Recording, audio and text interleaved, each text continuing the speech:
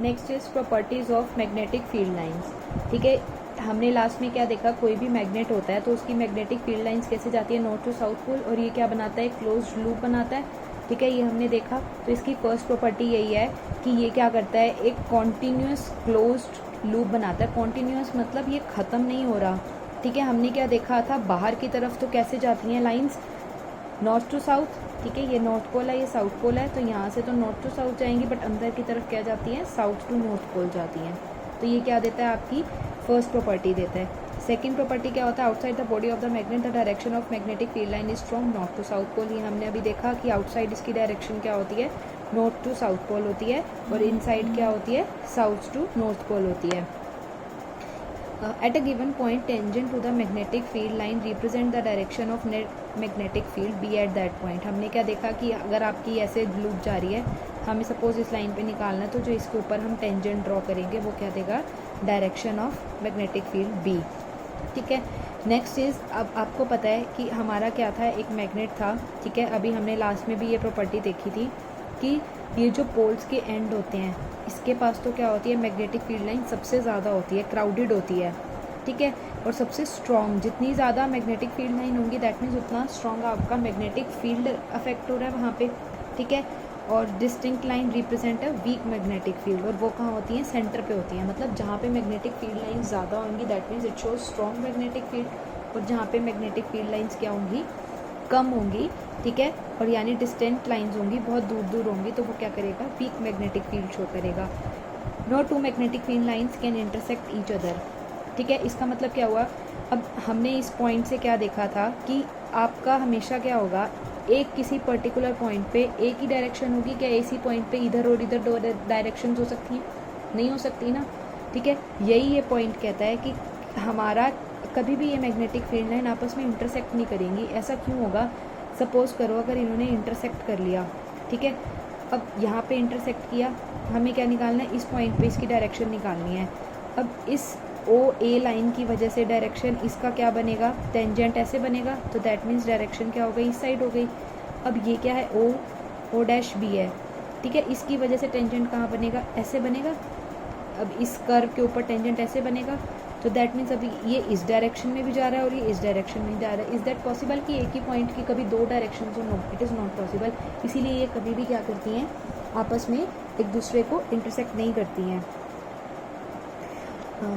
Next point is, in a particular region where there is no magnetic field there would be no magnetic field lines. It is very obvious, जहाँ पे अगर आपके पास कोई भी magnetic field नहीं होगी, ठीक है, तो वहाँ पे क्या आपके पास मैग्नेटिक फील्ड लाइन बनेगी। हमें पता है कि एक पर्टिकुलर रीजन होता है कि जिसके बीच में हमारी एक मैग्नेटिक फील्ड लाइंस प्रोड्यूस होती हैं, यानी मैग्नेटिक फील्ड उसकी स्ट्रेंथ, उसकी टेंडेंसी होती है अट्रैक्ट या रिपेल करने की। ठीक है, अगर ये ही नहीं होगी तो हमारी मैग्नेटिक फील्ड लाइंस नहीं होंगी।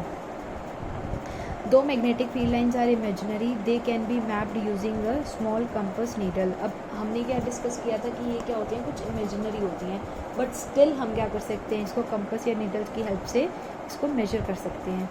ठीक है, magnetic field lines exist inside every magnetised material. अब आपको पता है जो भी मटेरियल आपका मैग्नेटाइज्ड होगा, ठीक है, वो सारे मटेरियल क्या करेंगे, ये प्रॉपर्टी शो करेंगे, मैग्नेटिक फील्ड लाइन उन सब के अंदर होगी, जो जो आपका मटेरियल क्या होगा, मैग्नेटाइज्ड होगा।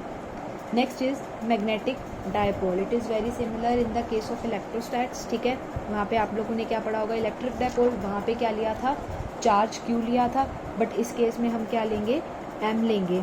ठीक है, हमने M पढ़ा था, M क्या है, आपकी स्ट्रेंथ होएगी ईच पोल की, और हमने क्या देखी थी, स्ट्रेंथ क्या होएगी, दोनों पोल्स की सेम होएगी, बस उनकी क्या होएगी, डायरेक्शन डिफरेंट होएगी, यानी एक नॉर्थ पोल है, एक साउथ पोल है। उस केस में हमने क्या देखा था, चार्ज सेम होता है, एक +Q होता है, एक -Q होता है। ऐसे ही हम क्या करेंगे, इस केस में कंसिडर करेंगे। उस केस में भी हमने क्या किया था, चार्ज और डिस्टेंस बिटवीन दैट चार्जेस। ठीक है, सिमिलरली इस केस में क्या करेंगे, हम मैग्नेटिक पोल स्ट्रेंथ लेंगे, दैट इज़ स्मॉल m। ठीक है, और उनके बीच में जो मैग्नेटिक लेंथ होगी दैट इज़ 2l, इन दोनों को लेंगे, और इन दोनों का जो प्रोडक्ट होगा आपका m का और 2l का, वो आपको क्या देगा, मैग्नेटिक डायपोल मोमेंट। ठीक है, मैग्नेटिक डायपोल मोमेंट को तो कैपिटल M से रिप्रेजेंट किया। ठीक है, ये एक वेक्टर है क्योंकि इसकी ये डायरेक्शन डिपेंडेंट है, और स्मॉल m क्या हो गई आपकी, ये आपकी स्ट्रेंथ, पोल की स्ट्रेंथ, कितनी पोल की स्ट्रेंथ है, और 12 क्या है, इन दोनों के बीच में लाइन है। This is the diagram showing that, ठीक है, ये हमने क्या लिया, एक मैग्नेट ले लिया, इसका एक साउथ पोल, इसका एक नॉर्थ पोल होगा, ठीक है, ये इसकी एम, स्मॉल एम क्या है, इसकी मैग्नेटिक पोल स्ट्रेंथ है, और इनके बीच में जो डिस्टेंस ले लिया दोनों के बीच में, वो हमने क्या ले लिया, 12 ले लिया, ठीक है, और ये जो कैपिटल एम है वो आपका क्या है, मैग्नेटिक डायपोल, ये क्या बताएगा कि आपका मैग्नेटिक डायपोल कितना है, ठीक है। अब हमें क्या निकालनी है, इसकी यूनिट निकालनी है, इन्होंने बिल्कुल डायरेक्ट यूनिट यहाँ पे लिखी हुई है। अब मैं बताऊँगी कि ये यूनिट आई कैसे, ठीक है। इलेक्ट्रिक के केस में आपने क्या देखा, इलेक्ट्रिक फील्ड क्या होती है आपकी, F/Q, ठीक है, दैट इज़ F/Q। अब हमने क्या देखना है, एज इट इज़ कंपेयर करना है इलेक्ट्रोस्टैट से, Q की जगह हमने इधर क्या लिया, स्मॉल m, ठीक है, और इलेक्ट्रिक फील्ड की जगह इधर क्या है, magnetic field, that is E की जगह B और Q की जगह M। तो B क्या हो गया, F/m हो गया, यहाँ से M की वैल्यू निकाल लेंगे तो वो क्या हो जाएगी, F/b आ जाएगी।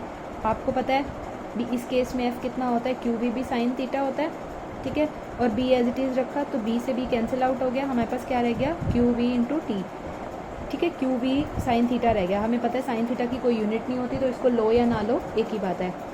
अब हमारे पास रह गया था Q और V, हमने क्या किया, इसको T से मल्टीप्लाई कर दिया, T से डिवाइड कर दिया।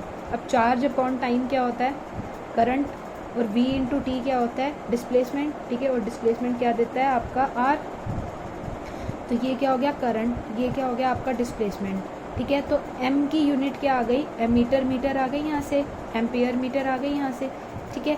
अब ये एम्पियर है, ये आपका मीटर है, M की यूनिट आ गई। अब लेंथ किस में होती है, लेंथ भी मीटर में मेजर करते हैं, तो यहाँ से क्या आ गई, मीटर स्क्वायर, ठीक है, एम्पियर मीटर स्क्वायर, ठीक है, which is given direct here, its unit is ampere metre square, ठीक है।